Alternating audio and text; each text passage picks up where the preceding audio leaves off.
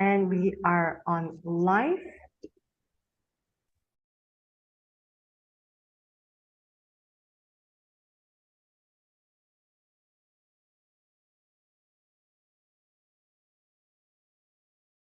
We are on live right now on Facebook. And if, ladies and gentlemen, you happen to be browsing through your Facebook, and this is going to be replayed on Facebook and YouTube again. If you happen to be browsing, go to the Platinum platform by GDM-Metropolis. And we are podcasting to you right here from Singapore. And this is me, Vicky Esther Chang, your faithful podcaster and also your publisher.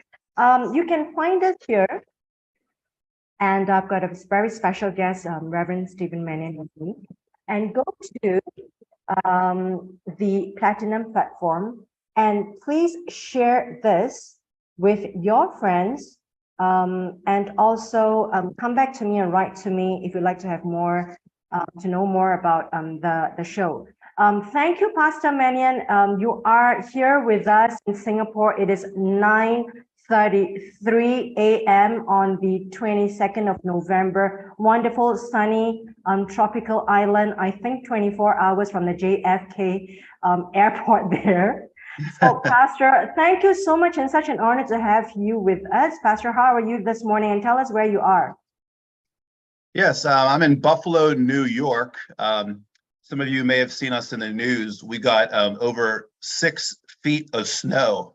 I don't know how much that is in meters. Do you know, Vicky? I don't know.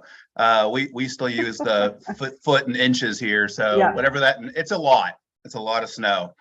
Oh, wow. So it's below 0 degrees Celsius. I don't even know what that is in Fahrenheit. Okay, so sure. Okay.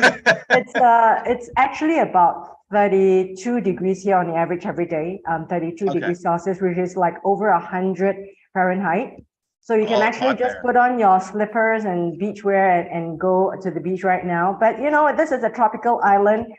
Just want to welcome you, Reverend Stephen Mannion. And just to dive in very quickly, I'd like to welcome you as one of the co-writers for the international panel of writers for Gold Nuggets for Entrepreneurs. And a little bit about Reverend Stephen Mannion. He is a graduate of the Geneva College and the Reformed Presbyterian Theological Seminary. He is the pastor at Faith United Methodist Church in Lancaster, New York, and the leader of the Black Robed Regiment of New York State, and has published in United Methodist News and the Buffalo News. Thank you so much, Pastor Stephen Mannion. You have written a chapter to our audience and potential readers about what God says about money for entrepreneurs or even for anyone. Pastor Stephen, is such a relevant topic right now. We're not even only talking about money, we're talking about uncertain wealth like cryptocurrency, you know, anything that's on digital. It's about making money fast. And that we are promoting such values in people in general, and particularly young minds right now. Pastor Stephen, what do you have to say and what God says in the scriptures to the audience and to the potential readers for Gold Nuggets for Entrepreneurs regarding money? Mm-hmm. And that's a good question. So a lot of people may wonder why you asked a pastor to comment on entrepreneurship, but the Bible talks about money a lot, as you know. And I mean, Jesus speaks about money more than just about any other topic. I mean, he talks about it a lot. And there's a reason why Jesus talks about money a lot. Paul says to Timothy was a young pastor, probably like, you know, maybe early 20s, a young man. And Paul said this to Timothy in 1 Timothy 6:10. He said, and this is you'll hear people say, money is the root of all evil. You've heard people say that, but that's quoting from the Bible, but it's a misquote. The actual quote is, for the love of money is the root of all kinds of evil. It's not the money is the root of all evil. It's the love of money is the root of like many kinds of evil. It's not all, but many kinds. So there's nothing intrinsically wrong with money. There's nothing intrinsically wrong with wealth. There's nothing intrinsically better about wealth than poverty or middle class. And there's nothing better. There's nothing more moral about being poor than being filthy rich. There's nothing wrong with money. But the point that Paul said is he said some people have been eager for money, so they have wandered from the faith and pierced themselves with many griefs. So his whole point is that when our affections for money gets too strong and it becomes like our obsession, the only thing that we're living for, that's when it can start to become a problem in our lives. So for my chapter, I wanted to give the reader 4 just principles to keep as guiding principles for all entrepreneurs. There's a lot of people who you have in the book who have a lot more knowledge than I about clever ways about advertising and marketing and investment and all these different things. But so through all of that, I wanted to give them some biblical principles to keep as an anchor to keep them grounded with the right motives and with the right heart towards money, so they don't get pierced with many griefs. Yes, so the first one in the book I gave. So do you want me to say the 4? So yeah, the 4 I gave. The first one is when you die, you can't take any money with you. So that's the first thing to keep in your mind. When you die, you can't take any of your money with you. So keep it in its proper place, knowing that. It says in Job, naked I came from my mother's womb, and naked I will depart, right? All of us came into this world naked. All of us are going out naked, which means with nothing. And so we have to keep that in mind that I'm a Methodist, John Wesley, who's the founder of Methodism, he had a sermon that called The Use of Money. He understood that money's important. And he said, essentially, make as much as you can, save as much as you can, so that you can give as much as you can. So it's great to make a lot of money and save a lot of money, but why are you doing that? Is it just to amass wealth? Well, he said, let that reason be so that you can give more. And so that's a good way to keep money in its proper place, so we don't all become a bunch of Ebenezer Scrooges, right? Who are hoarding money and are miserable. Like we all know the Christmas Carol, where he was a miserable old man who had all the money in the world. The second one, the second point I did was thou shalt not steal. And that sounds like an obvious one. A lot of the viewers know the 10 Commandments, but it's not as obvious as you would think. There's many ways to steal. Being dishonest gain that the Bible talks about. Even trying to take advantage of somebody by not giving them all the information. We can cheat on our taxes. We can steal time from work. People spend exorbitant amounts of time on social media at work. Isn't that stealing? If your boss knew about that, would they be happy? If they don't care, okay. But that is stealing time from them. People steal, odds and ends from their bosses. I put in my chapter, I mentioned that just in Great Britain alone, every year, $3.45 billion worth of office supplies are stolen just in Great Britain. People think, well, I'm taking a ream of paper home for my printer, but it sounds like a small thing, but it is stealing. So don't steal, be honest. The third one was work really hard. You don't deserve anything just for breathing. Right. But I don't know if you have the same thing in Singapore, Vicky, but we have in America right now, all these young teenagers and young people think they deserve everything just because they're alive. They think the government should just give them, I'm alive.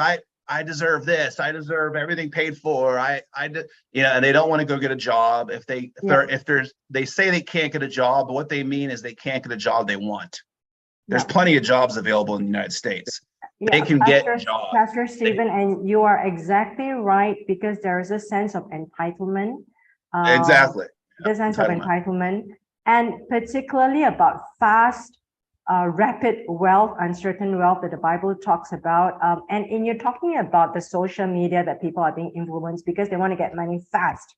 They want to be the next Kim Kardashian. They want to be the next reality star. They want to have to build that following, to have that money coming in, and they would do anything at the end to just get the followers. It kind of just builds up. So I think, Pastor Manian, you actually really brought home a very, very important point in times like this, when people are just bombarded with instant gratification, getting that right away. Pastor Manian, you also talked about stealing from office, stealing work time. And also you reminded all of us about, just trying to get this pen or paper from the office, that's stealing. I really am very delighted that you brought in that point. Tell us more about what the Bible says. Yeah. The one thing about working is, Paul says in 2 Thessalonians, for even when I was with you, I gave you this rule: the one who is unwilling to work should not eat. And so he's even saying to the church is told to be generous, right? But he's saying, you don't enable somebody who's lazy, who doesn't want to work. So I think most of the viewers know who Mark Cuban is. You've heard of Mark Cuban. He's an American. He's one of the richest people in the world. Mark Cuban started out going door to door selling plastic bags, lawn and leaf bags. That's how he didn't become a multi-billionaire by entitlement. He worked his butt off, And so one thing about entrepreneurship is to be willing to work, be willing to start out in menial work. Don't think you deserve all the riches, like you said, Vicki, right off the bat. And the fourth point I have is one that's the most powerful to keep money in its right place, is to be generous. And being generous changes our hearts. It puts us in the right place. It keeps our minds and our hearts and our spirits in the right place. Proverbs 11:24 says, one gives freely, yet grows all the richer. Another withholds what he should give and only suffers want. So when somebody's a giver, people who are generous, you'll notice they're happier. That's just the truth. And you'll find that people who are generous, who are entrepreneurs, who are also generous, they tend to start making more money. Why is that? Well, I'm not a Hindu, but the Hindus call it like karma. But we do, and Christianity also believes that a man reaps what he sows, right? And the Lord rewards generosity. And when somebody's greedy, they tend to cling and they tend to be selfish or turned off by that. And so when you're an entrepreneur and you have a spirit of generosity, you're going to glow. And people who you're selling to and people you meet are going to, wow, there's something different about this person. And they're going to want to do business with you, as opposed to somebody who's greedy and selfish. People can pick that kind of stuff up, So being generous is a huge thing that'll help keep our hearts in the right place. And so those are the main points I gave in my chapter. Yeah. And your pastor, Reverend Stephen Manian, now these are so relevant to our lives, right? We face them every day. Particularly as an entrepreneur, you are being taunted by temptations every day. You can actually undercut. You can actually cut corners for your product, your service. You can give less. You're actually stealing. You can actually give less ingredients in the food today. And you can actually charge more. You can actually misrepresent your product or your service than it is. So as an entrepreneur, it's so much more important to have God's word. And I always say that is like, if you don't have that anchored, you just deviate by 1 degree. I don't know where you're going to end up. You're just deviating by 1 degree. And I think what you have reminded us is always keep at it. We can always steal from a customer, even without the customer knowing. Misrepresentation, over promising. I think that's stealing too. So Pastor Stephen, these are the guiding principles, the four main principles that you gave us as entrepreneurs or anyone that's dealing with money. It could be just a salesperson. It doesn't have to be a business owner. So I thank you so much for all these reminders, and you know, it's so important. And what you say at the end, being generous with the money, that really brought home the point that whatever you do, you make a lot of money, but you want to give that to the more needy, and to know that you are so blessed because your success comes from God. Pastor, would you like to take this and wrap up in the next 2 minutes? Yeah, I think I'd like to leave everybody with a final thought. It says in Ecclesiastes, which is Solomon was the richest, according to the Bible. Solomon was probably one of the richest people who ever lived, and he wrote a book called Ecclesiastes near the end of his life, looking back, and he had everything. He had every woman he could ever want, all the riches, all the power he could ever want, and he started thinking to himself that it's all been vanity. It's all been vanity. I'm going to die, and he found out that all this stuff doesn't fulfill. And so he said, Ecclesiastes 12:13, the last couple verses of the book, he said, the end of the matter, all has been heard. In other words, here comes the summary of everything I just said. He said, fear God and keep his commandments, for this is the whole duty of man. Yeah. And so I don't even care if you aren't a Christian. If you aren't a Christian, if you follow these principles, there will be reward for doing it, because God has ordained the world and set it up in a way where his systems are always what works best. So just if you practice these in your business and in your life as an entrepreneur, you will see benefits in your life. Yeah, and I'd like to thank you so much for all these reminders for us. Temptations every day, fast money, another opportunity that's coming up that can give you 2 times the money. And so many people have fallen into big Ponzi schemes, right? Uncertain wealth. So that's very much spoken in the Bible. Thank you so much, Reverend Mannion. Could you tell the audience and potential readers where they can find you? Sure, I have a YouTube channel with my sermons and such on there. It's I think it's just at Stephen Mannion, or you can search for my name, Stephen Mannion. I think Vicky, you'll probably have the spelling on here, on the right or left. And my church website is faithlancaster.org, FAITH, and then Lancaster, LANCASTER.org, if you want to see my church information. And I'm also on Facebook with my same name. Yep. Thank you so much, Reverend, and to thank you for putting the effort in putting this chapter out. And you know, we don't hope to make $1 million out of it, but I hope that we could touch 1 million lives at the end of it, at the end of time, because it's going to be out there. It's going to be in the world. It's going to be on Kindle, Amazon, and it's will be able to be delivered throughout the world via Amazon. Thank you so much, Reverend. Once again, wonderful to have you with us, the international panel. So ladies and gentlemen, watch out for the release of the book, Gold Nuggets for Entrepreneurs. Thank you, Pastor. Thank you, Vicky. Bye, and welcome you to Singapore again. Okay, thank you. Bye.